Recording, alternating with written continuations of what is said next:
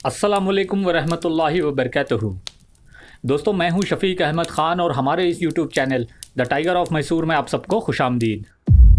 दोस्तों, आज की वीडियो में मैं आपको एक ऐसी बहादुर और दिलेर रानी के बारे में बताने जा रहा हूं जो न सिर्फ मिसाल बनी अंग्रेज़ों के ख़िलाफ़ लड़ने के लिए, बल्कि इनके स्ट्रगल को देखकर हम ये सीख सकते हैं कि जुल्म के आगे कभी भी झुकना नहीं चाहिए। दोस्तों, उस बहादुर रानी का नाम था रानी वेलु नाचियर। और आज की इस वीडियो में मैं आपको बताऊंगा कि किस तरह रानी वेलु नाचियर ने ब्रिटिश ईस्ट इंडिया कंपनी के साथ बड़ी बड़ी जंगों को लड़ा और किस तरह से उन्होंने अपने आखिरी दम तक इस मुल्क की हिफाजत की। दोस्तों, रानी वेलु नाचियर का जन्म 3 जनवरी 1730 को रामनाथपुरम के पास हुआ था, जो शिवगंगा साम्राज्य का एक हिस्सा था और आज वो जगह तमिलनाडु के अंदर आती है। और साथ ही यहाँ साउथ इंडिया में रानी वेलु नाचियर को वीरमंगई भी कहा जाता है, जिसका मतलब होता है कि एक बहादुर औरत। दोस्तों, वेलु नाचियर राजा चेल्लुमती विजय रंगनाथ सेतुपति और महारानी स्कंदमुथु की बेटी और राजकुमारी थी।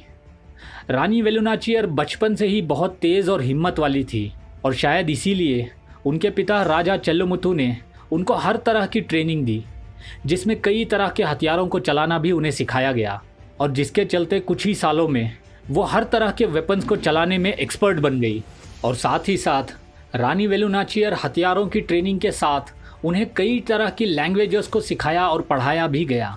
और देखते ही देखते रानी वेलु नाचियर ने फ्रेंच, इंग्लिश और उर्दू में बहुत ही महारत हासिल कर ली थी। और जब रानी वेलु नाचियर बड़ी हो गई तो उनकी शादी राजा मुत्तु वदुगनाथा से हुई, जिसके बाद उनके यहाँ एक बेटी का जन्म भी हुआ। दोस्तों, ये वो दौर था जिसमें अंग्रेज़ अपनी जड़ों को मजबूत करने की कोशिश कर रहे थे यहाँ साउथ में, जिसके चलते अंग्रेज़ कई छोटी बड़ी रियासतों पर हमले करके उन्हें अपने कब्ज़े में ले रहे थे। और इसी तरह की एक जंग में अंग्रेज़ों ने धोखे से रानी वेलु नाचियर के पति मुत्तु वदुगनाथा को मार दिए, जिसके बाद उनकी पूरी हुकूमत पे भी कब्ज़ा कर लिया। रानी वेलु नाचियर के पति को 25 जून 1772 को मारा गया था और ये वक्त रानी वेलु नाचियर के लिए बहुत ही मुश्किलों से भरा हुआ था, क्योंकि न सिर्फ अंग्रेज़ों ने उनके पति को मारा था, साथ ही उनकी हुकूमत पे भी कब्ज़ा कर लिए थे। रानी वेलु नाचियर बड़ी ही मुश्किलों के साथ कई दिनों का सफ़र करने के बाद वो दिंडीगुल पहुंची और उन्होंने वहां पर जाकर नवाब हैदर अली ख़ान साहब से मदद मांगी।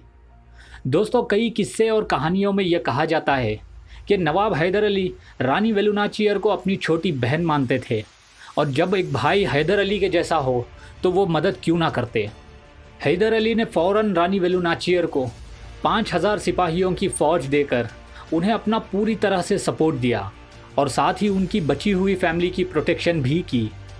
साथ ही इसी दौरान रानी वेलु नाचियर ने लगभग 8 साल तक अपनी एक बहुत ही स्ट्रांग फ़ौज को तैयार किया, जिसके बाद उन्होंने मरडू भाइयों के साथ तांडवरन पिल्लई और हज़रत टीपू सुल्तान को साथ लेकर जल्द ही रानी वेलु नाचियर ने अंग्रेज़ों के ख़िलाफ़ जंग छेड़ दी।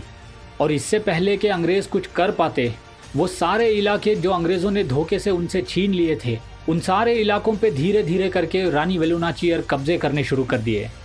और आखिर में जो उनका इलाका या फिर उनका किला था, वहाँ से अंग्रेज़ों को निकालना बहुत ही मुश्किल हो रहा था। इसके चलते रानी वेलु नाचियर का एक कमांडर जिनका नाम कोयली था, उन्होंने इस जंग में एक ऐसी कुर्बानी दी जिससे अंग्रेज़ों के पास दूसरा कोई रास्ता ही नहीं बचा हार मान लेने के अलावा। दोस्तों, कहा जाता है कि कोयली, जो रानी वेलु नाचियर की एक कमांडर थी, एक दिन ये आम लोगों की तरह उस किले में दाखिल हो गई।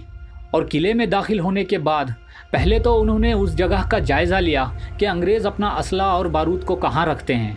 और जब ये पता चल गया कि अंग्रेज़ों ने अपने असला और बारूद को कहाँ पे जमा करके रखा है, तब रानी वेलु नाचियर की वो कमांडर कोयली एक मंदिर के पास गए और उस मंदिर से उन्होंने एक घी का बड़ा सा दिया उठाया और अपने पूरे बदन पे उस घी को लगाते हुए अपने बदन में आग लगा दी और फिर जलते हुए उस अंग्रेज़ों के गोला बारूद के ज़ख़ीरे या फिर भंडार के ऊपर कूद गई, जिससे वहाँ पर एक बहुत बड़ा धमाका हुआ, जिसमें कई अंग्रेज़ी सिपाही वहाँ मारे गए।